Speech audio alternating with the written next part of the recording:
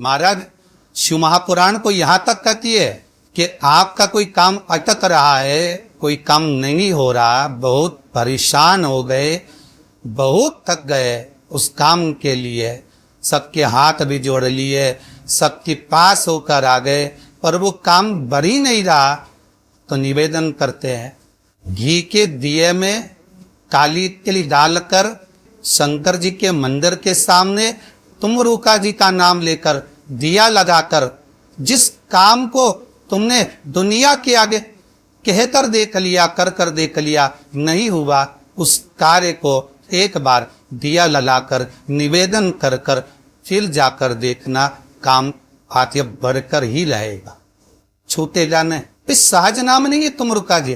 कौन है तुमरुका? जिसका व्याख्यान शिव महापुराण में बारंबार आता है, जिसकी भक्ति की श्रेष्ठता देवर्षि नारद से भी प्रबल मानी गई है। देवर्षि नारद को तो कई बार अभिमान आ गया, एक बार भगवान विष्णु के सामने जाकर देते हैं कि मेरे बराबर नाम नहीं लेता कोई तुम्हारा। भगवान शंकर के सामने जाकर कहते हैं कि कामदेव को मैंने जीत लिया। ब्रह्मा जी के पास जाकर कहते हैं कि सृष्टि का निराकरण करना आपका काम है, पर मैं सारी सृष्टि का भ्रमण कर लेता हूं एक क्षण में। जो देवर्षि नारद इंद्र के सामने जाकर कहते हैं कि तुम्हें सत्ता का आधिपत्य सकाना जताना नहीं आता, आधिपत्य कैसे कहते हैं वो जानते नहीं हो आप। वो देवर्षि नारद जिनके भीतर भजन का बल, तप साधना का अहंकार इतना ज्यादा हो गया था कि देवताओं को भी कई बार देवर्षि नारद को नीचा दिखाने के लिए बंदर का मुख लगाना पड़ा था, अहंकार को छोड़ने। पर उसमें भी प्रबल तुमरुका जी शिव महापुराण की कथा कह रहे हैं, उसमें भी प्रबल, जिनका नाम मात्र है। पहले भी कहा, जिस नारी का गर्भ ना ठहरे, रजस्वला धर्म का 7वां दिन, जब नारी 6 दिन तक काम ना करे, 7वां दिन रजस्वला धर्म का, सफेद आंकड़े की जड़ को बुलवाकर उसको शंकर भगवान के शिवलिंग पे से तुमरुका जी का नाम लेकर 21 बार घुमाकर कमर में लाल धागे में बांध ले, 3, 4, 5 महीने में ज्यादा से ज्यादा गर्भ ठहर जाए। विश्वास रखकर शिव जी का नाम दे, तुमरुका कश्म, ज्यादा कुछ नहीं बने तो शंकर के मंदिर में जाकर घी के दिए जलाए, 5 दिए लगा। और ज्यादा कमी पड़ रही हो धन की, संपदा की, सत्ता की, कोई प्रॉपर्टी, कोई दुकान, कोई धंधा पानी नहीं चल रहा, बहुत कष्ट में हो, बहुत तकलीफ में हो, तो महाराज 108 चावल के दानों को केसर में भिगोकर, केसर के पानी में केसरिया कर कर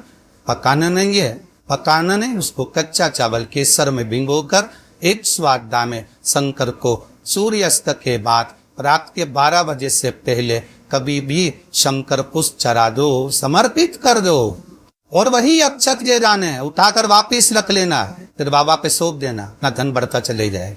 बाबा पर संपूर्ण जितने उपाय है, और सारे उपाय यहीं से बताए जाएंगे, नीचे से कुछ नहीं। नीचे उतरने के बाद हमें कोई मतलब ही नहीं है, क्या बोले ना बोले हमें उससे मतलब नहीं। ये व्यास पीठ श्री सुखदेव जी की है, ये व्यास पीठ श्री व्यास जी महाराज की है, ये व्यास पीठ श्री सूत जी महाराज की है, और ये व्यास पीठ इन सबसे पहले मेरे देव आदिदेव महादेव की है, जिन्होंने अमर गुफा में अमर कथा माता पार्वती को श्रवण कराई थी। बाकी के तो सुखदेव जी, व्यास जी, सूत जी, ये सब बात के है, पर सबसे पहला वक्ता मेरा शिव है। तो ये शंकर की गादी पे से जो निकल गया हूं, शंकर की गादी पे से जो बोल दिया, बस उसका अनुभव आप करो और कर कर जरूर देखना। सुबह 6:42 पर इंदौर से किसी बहन का फोन था, रोते हुए आया था।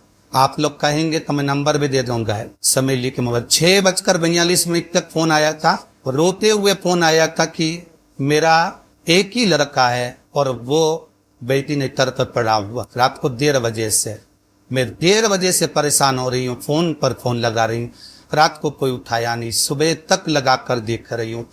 6:42 पर फोन, प्रयास रहता है सब उठाते हैं, रात को सब सो गए, सुबह लेट नींद खुली, हम ही हाथ में फोन आ गए और हमने उठा लिए। हमने कहा बहन क्या बात था? बच्चा बेटी जी भाई तरह कोई सा डॉक्टर अंदर जाने नहीं दे रहे, बच्चे के कपड़े हैं घर में है, पुराना कपड़ा है जो पहनता और रोज डेली में कोई लोअर टी शर्ट कुछ ऐसा है, बस उस कपड़े को रख, एक कलश में अच्छा पानी भर ले और उसी ने दूध डालकर, बेलपत्री डालकर शिव को समर्पित करना प्रारंभ कर दिया। 11:30 बजे दोपहर में फोन था, वेंटिलेटर हट चुका है और बालक स्वस्थ हो गए। कर्म आपको है, हम तो केवल बता सकते हैं, और वो भी ये शिव महापुराण में जो लिखा होगा, स्कंद पुराण में जो दिया होगा, इन पुराणों में जो होगा वो बताने, इससे हटकर कुछ नहीं। ऐसी फालतू बातें ढेर सारी तो बताने वाले ढेर सारे बड़े। पत्रिका दिखाने जाओ, तुम्हारे ऐसा कर देंगे, वास्तु शास्त्री के पास जाओ, ये पाइप बदल दो, ये कमरा बदल दो, ये जगह बदल दो, किसी के वही के पास भी जाओगे तो कुछ ना कुछ तो दे ही देगा। पर यहां से तो केवल ना कोई भभूति है, ना कोई हमारे पास में जल है, ना हमारे पास में कोई बेल है, ना हमारे पास में कोई बाबा जोगी है। हमारे पास में तो ये शिव महापुराण है। इसमें जो बाबा ने लिख दिया, शंकर जो कर दिया, कह दिया, बोल दिया, बस उसी का स्मरण आप कर लीजिए। मुझे विश्वास है वह दुनिया का दुख हरने वाला आपके दुख भी हर लेगा, इतना विश्वास रखता हूं। कितना सुंदर संवाद शिव महापुराण की कथा कहती है, इतना सुंदर कहती है कि आप किसी मंदिर में शिवरात्रि हो, सावन का महीना हो, शंकर जी के मंदिर में अगर अर्चना चल रही है, उपासना चल रही है, पूजन चल रही है, अगर मालूम पड़े शिव के मंदिर में आज त्योहार वाला दिन है, सावन का दिन है, शिवरात्रि का दिन है, भगवान के तो सभी भक्त आएंगे, हजारों लोग आएंगे।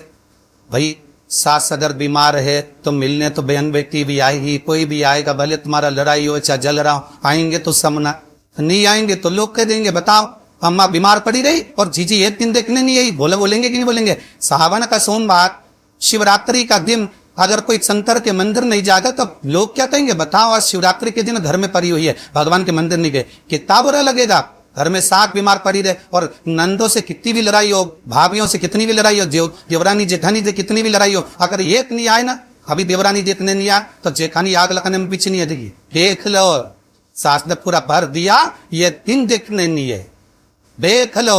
अरे बोलो तो जितने ऑनलाइन समझ सही है कि गलत है, तुरंत देंगे। और शंकर भगवान की आराधना कोई तो निवेदन है, जिस दिन भगवान शंकर का उत्सव हो, जिस दिन कृष्ण जन्माष्टमी, रामनवमी, शिवरात्रि, श्रावण का महीना, जिस दिन भगवान के यहाँ उत्सव हो, निवेदन हो, उस दिन सब दर्शन करना चाहेंगे, सब मिलना चाहेंगे। पर कुछ लोग 1000, 2000, 5000 की रसीद करवा के शंकर जी के आसपास ऐसे वेद गाती है कि इनके बाप की जान नहीं रहे, दर्शन नहीं कर देते, पानी पकड़ी चराम देते हैं। दिग्निजा अनुष्ठान चल रहा, दिग्निरंजन सेवा चल रही है। शंकर भगवान, पार्वती जी बोली, बाहर लोग खड़े हैं, शंकर भगवान बोले अपन तो खुद इनके 2000 में पड़े हैं, बैठे रहो, बिक गए 4000 में, 2000 में, 5000। मंदिर ने धलमान पर बेचना नहीं है। फिर कहूंगा कुआं, बावरी, तालाब और भगवान, गुरु, संत, साधु सबके लिए होता है, किसी एक का नहीं। अर्चना करना है, आप एक कोने में बैठ जाओ, मट्टी का शिवलिंग बना लो, उज्जैन करोगे, काशी गए होगे, वहां पर अंदर ले जाते तो थोड़ा सा जल चढ़ा